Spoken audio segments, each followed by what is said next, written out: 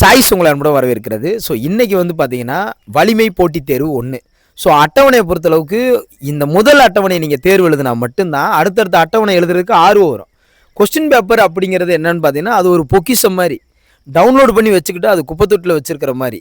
அதை டவுன்லோட் பண்ணி print out எடுத்து ஓஎம்ஆரில் அட்டன் பண்ணால் அது ஒரு பொக்கிஷம். புரியுது உங்களுக்கு? உங்களை யாருன்னு காமிக்கிறதுக்கானது தான் அந்த கொஸ்டின் பேப்பர். ஐயோ என்னை யாருன்னு காமிச்சிருமா, நான் ஒழுங்காக படிக்கலையே சார், அப்போ என்னை யாருன்னு காமிச்சிருமேனா நீங்கள் எவ்வளோ தூரம் திறமையானவங்கன்னு காமிக்கும். எதுவுமே தெரியாதவங்க கூட டிஎன்பிசியில் ஒரு 100 கொஸ்டின் டெஸ்ட்டு வைப்பான்.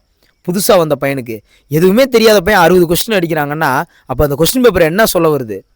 உனக்கு 60 கொஸ்டின் தெரியுதுக்கண்ணா, நீ 40 கொஸ்டின் மட்டும் சேர்த்து படிக்கன்னா நீ ஜெயிச்சிருவேன்னு சொல்லுது. புரியுது உங்களுக்கு? ஒரு கொஸ்டின் பேப்பர் உங்களுடைய பெஸ்ட் ஃப்ரெண்டு, அதை நீங்கள் தெரிஞ்சுக்காங்க. கொஸ்டின் பேப்பர் மாதிரி அழகானது எதுவுமே கிடையாது. இன்னும் ஒருவேளை 2 கேட்டகரி தான். நல்லா படிச்சிருக்கேன், அந்த கொஸ்டின் பேப்பர் எப்படா வரும், நான் நல்லா ஆர்வமாக அட்டன் பண்ணோம் அப்படிங்கிற ஒரு கேட்டகிரி. நல்லா அட்டன் பண்ணுவீங்க, ஆர்வமாக அட்டன் பண்ணிடுவீங்க, அது ரைட்டு. 2வது ஒரு கேட்டகிரினா நான் படித்த மாதிரி இருக்கும், இல்லை பாதி படித்த மாதிரி இருக்கும், முக்கால்வாசி படிச்சிருக்கே இருந்தாலும் எனக்கு கொஸ்டின் பேப்பர் அட்டன் பண்ண தைரியம் இல்லைன்னு இருக்கும். ஸோ இந்த 2வது கேட்டகிரி இருக்கும் பார்த்தீங்களா.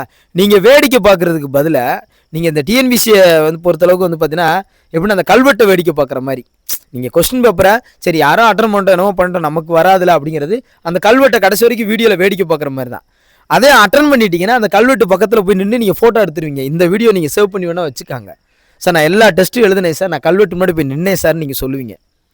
எல்லா ஜெயித்தவங்களும் 2 பேர் தான். அதிகாலை எழுந்தவங்க, டெஸ்ட்டு எழுதினவங்க. மெயின் அதான். படிக்க தெரியாமல் யாருக்கும் இல்லை, யாருக்கும் ஷார்ட்கட் போடாமல் இல்லை.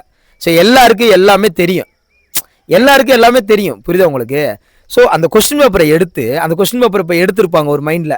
இந்த கொஸ்டின் பேப்பரை அவங்க தப்பு பண்ண வாய்ப்பு இருக்குதுன்னு எடுத்துருக்கலாம், இல்லை இதை தெரிஞ்சுக்கணுங்கிற அடிப்படையில் எடுத்துருக்கலாம். நீங்கள் அந்த கொஸ்டின் பேப்பரை அட்டன் பண்ணும்போது ஓகே இது எல்லோரும் தெரிஞ்சுக்கிறட்டும், எப்படி இது எல்லோரும் தெரிஞ்சுக்கிறட்டும் அப்படின்னா எடுத்திருப்பாங்கல்ல. அப்போ நீங்கள் ஒவ்வொரு கொஸ்டினாக தெரிஞ்சுக்கலாம். ஓ இந்த கொஸ்டினா ரைட்டு, தெரிலனா பக்கத்தில் முட்டாள்னு எழுதிக்கிற வேண்டியதா.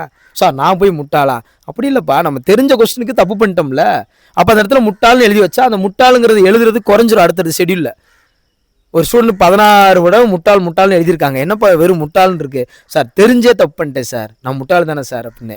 அப்படிலாம் கிடையாதுப்பா, சரி திருத்திக்கலாம் அப்படிங்கிறக்கா அப்படி எழுதுனேன்னு சொன்னாங்க. திரும்ப அடுத்த ஷெடியூலில் 4 முட்டாள் தான் எழுதுனாங்க, அடுத்த ஷெடியூலில் 2 முட்டாள் எழுதுனாங்க, அவ்வளோதான். அந்த மாதிரி தான் சொல்கிறேன்.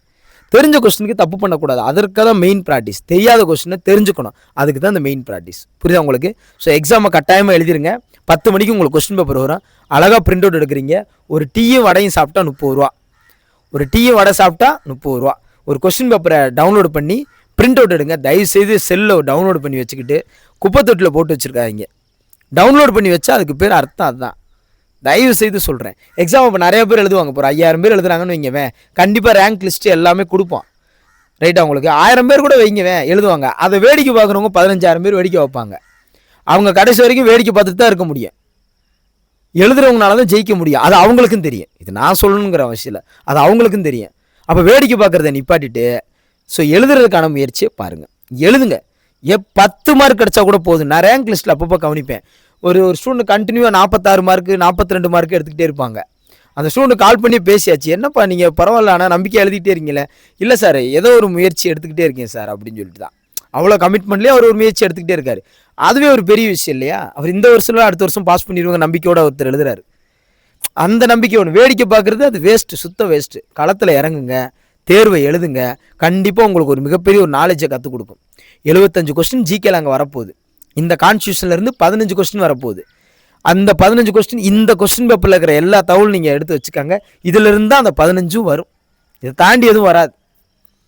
கிஷோபா அகாடமி கிருஷ்ணன் சாரும் உங்களுக்கு கொஸ்டின் பேப்பர் நீங்கள் கொடுப்பாரு, துரோணா அகாடமியும் கொஸ்டின் பேப்பர் கொடுப்பாரு, நானும் கொஸ்டின் பேப்பர் கொடுக்குறேன் ரைட்டா. உங்களுக்கு கிட்டத்தட்ட 210 கொஸ்டின் ஆகிப்போச்சு, 225 கொஸ்டின் ஆகிப்போச்சு.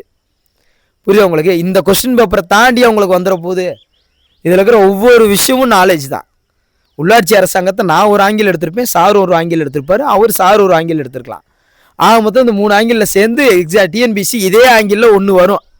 வந்துச்சுன்னா சந்தோஷம், அவ்வளோதான். அதை அட்டன் பண்ணுறோம், டக்குன்னு அடிச்சிடும், டைம் சேவிங்கு. இன்னொன்று அட்டன் பண்ணும்போதே நிறைய பேர் தெரியுமா உங்களுக்கு, கொஸ்டின் பேப்பரை அட்டன் பண்ணும்போதே முழுசாக படிச்சிருவீங்க. கீயோட கொடுப்போம், எக்ஸ்ப்ளனேஷனோட கொடுப்போம். அந்த கீ எக்ஸ்ப்ளனேஷனோட படிக்கும்போது அந்த கொஸ்டின் புரிஞ்சிடும். அதை தாண்டி ஒன்றும் கிடையாது. நமக்கு ஒன்றும் அரசியல் தெரியாமல் கிடையாது. அரசியல் ஊறி போன ஒன்று தான். ஆளுநர் யாருன்னு தெரியாதா, பிரதமர் யாருன்னு தெரியாதா, முதலமைச்சர் யாருன்னு தெரியாதா, ஆர்டிக்கல் என்ன மிஞ்சி ஒரு 60 ஆர்டிக்கல் இருக்குது. ஆணையம் என்ன ஒரு 10 ஆணையத்தை வச்சுருக்காங்க. அமெண்ட்மெண்ட் ஒரு 10 அமெண்ட்மெண்ட்டை படிக்க போகிறீங்க. முக்கியமான அமெண்ட் ஒரு 10 அமெண்ட்மெண்ட் தான். புக்குக்கு பின்னாடி இருக்கிற அமெண்ட்மெண்ட் நிறையா இருக்கலாம். மெயினாக ஒரு 10 அமெண்ட்மெண்ட்டில் ஒரு அமெண்ட்மெண்ட் திரும்ப திரும்ப வந்துக்கிட்டே இருக்குது. அடிப்படை உரிமைகள் படித்து சலிச்சு போச்சு. கடமை சார்ந்து ஒரு கொஸ்டின் வரதான் போகுது. இல்லை +2ல் 5 பாடங்கிற நீதித்துறை சார்ந்து ஒரு கொஸ்டின் கேட்குறாங்க. தப்பு பண்ணிட்டோம் என்னவா, சரி நைட்டு படிச்சுட்டு திரும்ப ஒரு முறை படிச்சுக்கலாம். கான்ஸ்டியூஷன் திரும்ப இந்த ஷெட்யூல் முடிச்சால் விடுற மாதிரிலாம் இல்லை. இடையில அப்டேட் பண்ணி கொடுத்துட்டு தான் இருப்போம். பையனம் தொடுறீங்கனாலும் கான்ஸ்டியூஷன் ஒரு அப்டேட் பண்ணி சைடில் கொண்டு வந்துட்டு தான் இருப்போம். இலக்கணம் 100 கொஸ்டின் இருக்குது. ப்ராக்டிஸ் பண்ணாமே ஒருத்தர் 70-80 எடுக்கலாம். நல்லா ப்ராக்டிஸ் பண்ணியிருந்தால் 100க்கு 100 எடுக்கலாம். இல்லை இதில் எங்கே தப்பு பண்ணமோ அதை அடுத்து சரி பண்ணிக்கலாம்.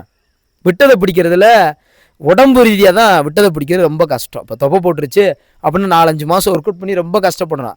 ஆனால் மனசு இருக்குது பாருங்கள், மனசு இந்த படிப்பு விஷயம் சார்ந்து மனசு நினச்சிருச்சுன்னு இன்றைக்கி நைட்டு 4 பாடம் படிப்போம். மனசு நினச்சா ஒரு பாடம் படிப்போம். மனசு நினச்சா புத்தகத்தை தூக்கி ஓரமாக வச்சுருவோம். மனசு நினச்சா தூங்கிடுவோம். மனசு நினச்சா சோம்பேறித்தனத்தை நம்மளே உருவாக்கிடுவோம். மனசு தான் மெயின் காரணமே. ஸோ கொஸ்டின் பேப்பரை எழுதி முடிச்சுட்டு நம்மளுடைய மதிப்பெண்ணை பார்த்துட்டு அந்த ரேங்க் லிஸ்ட்டில் இந்த இடத்துல நம்ம எத்தனை ரேங்க்கில் இருக்கோம், இவ்வளோ பேர் மத்தியிலே நம்ம எத்தனை இடத்துல இருக்கோம்னா அப்போ அங்கே எவ்வளோ பெரிய காம்படிஷன் இருக்கும். அப்போ இவ்வளோ பெரிய காம்படிஷன் நம்ம வரணும்னா இன்னும் நம்மளுடைய வேல்யூ எவ்வளோ தூரம் ஆட் பண்ணணும். ஒரு நாட்டின் பலம் ஒரு போர் வரும்போது தான் தெரியும். அப்போ இதை விட நம்ம நினச்சிக்கிட்டு இருப்போம், ஓகே வெற்றி பெற்றுட்டாங்க ஓகேண்ணா, அவங்களுக்குள்ள ஒரு தாட்டோடு இதை விட இன்னும் நம்ம அட்வான்ஸ்டாக வளரணும் அப்படின்னு அவங்களுக்குள்ள தோணும். அது மாதிரி தான் அந்த டெஸ்ட் நம்ம எழுதுறது மூலமாக தான் நீங்கள் இன்னும் அடுத்த ஸ்டேஜுக்கு எவ்வளோ போகலாம் அப்படிங்கிறது உங்களுக்கு தெரியும்.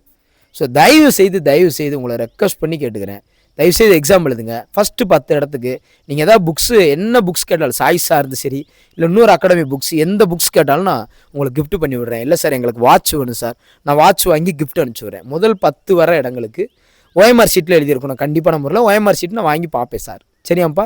ஸோ ரேங்க் லிஸ்ட்டில் மார்க் என்ட்ரி லிங்க்கில் கண்டிப்பாக என்ட்ரி பண்ணுங்கள். நீங்கள் ஒரு இடத்த பிடிக்கணும். அது எந்த இடத்துல இருக்கீங்க, எந்த ரேங்க்கில் இருக்கீங்கன்னு கண்டிப்பாக நீங்கள் பார்க்கணும். இந்த ஃபஸ்ட்டு தேர்வை விட்டுறாதீங்க. இந்த முதல் தேர்வை விட்டுட்டிங்கன்னா அடுத்தடுத்த தேர்வை நீங்கள் எழுதினாலும் அது பிரோஜனம் இல்லை. அது மனக்குறை இருந்துக்கிட்டே இருக்கும். அதே மாதிரி அன்னன்னைக்கு தேர்வு அன்னன்னைக்கு எழுதுங்க.